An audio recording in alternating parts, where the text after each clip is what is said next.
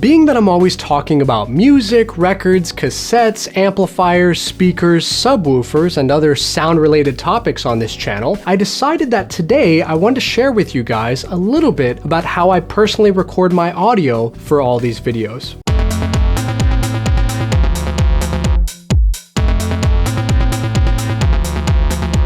Hey friends, welcome to Eyezz. I'm Jarrett New, and today we're going to be talking about how I record my audio for all these YouTube videos. I'll also be sharing some audio tips that I've learned over the years, and I'll also tell you guys the tools you need to record your own high quality audio if you guys happen to be filming anything in the near future. But before we get to all of that, I have a special challenge for you guys. Now, lately I've been running out of funny ideas and notes to put down below my name right here.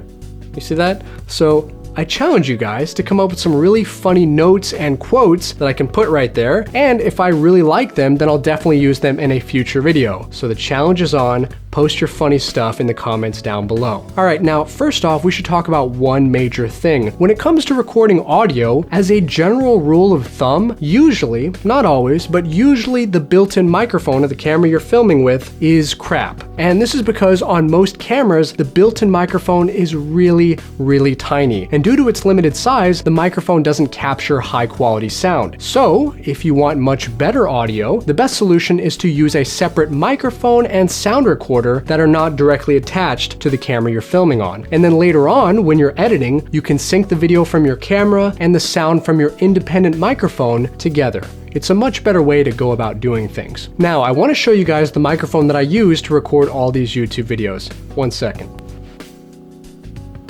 Okay, so this is the Rode NTG2 shotgun microphone, and it's an absolutely fantastic mic that I've had for about, 5 or 6 years now, and I really love it. I've shot tons of short films with this thing, and YouTube videos, voiceovers, sound effects, interviews, and tons of other stuff, and it's delivered quality every time. Also, this thing has a nearly perfect 5-star rating on Amazon as of the making of this video, so a lot of other people out there seem to agree with me. But if you want to check it out for yourself, the link is down in the description below. Now, as you can see, I've taped up the end here with some white gaff tape, and the purpose of that is just so that I can see it on the monitor if it does happen to drop into the shot. Also, an important rule to recording good audio is that you want to have the microphone as close as you can to the actor's mouth without the mic getting into the shot. Now, there are a lot of people out there that buy pop filters for the front of their microphone. That way, when the actor says stuff like Peter Piper picked a pack of pickled peppers, they're not picking up all of those harsh puh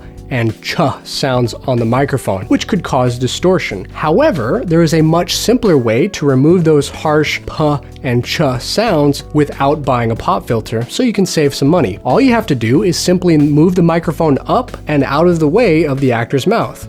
Kind of like that. And if you keep the microphone over here, it's really simple, and it's no longer in the firing line, as it were, and those sounds, those puh and ch sounds, are not going to be as harsh. So now let's talk about what this microphone is actually connected to. Well, as I said earlier, we already know that it's not connected to this camera because I want to record the sound separately. So being that it's not plugged into the camera, what is it plugged into? Well, the answer is this Zoom H4n audio recorder. I've had this thing just about as long as I've had the Rode microphone, and it also works flawlessly. This little recorder allows me to capture high quality WAV files at 16-bit 48 kilohertz, which sounds great but doesn't take up too much space. Also, it can go up to 24-bit 96 kilohertz, but that takes up a lot more space. And the Zoom saves the files on a normal SD card, which is convenient. So that way you can pop that out and pop it into your card reader on your computer and edit the audio in a free program called Audacity, which is the program that I personally use. Now, as you can see, the Zoom has 2 XLR inputs on the bottom, and that's how I connect my microphone to it. I basically just bought an XLR splitter, an XLR cable, and then a normal microphone stand for this microphone. And then that was it, because at that point I had everything I needed for high quality sound. So basically, that's my entire audio setup, and if you want to check out all that stuff for yourself, the Zoom, the cables, and all the accessories, I put the links down in the description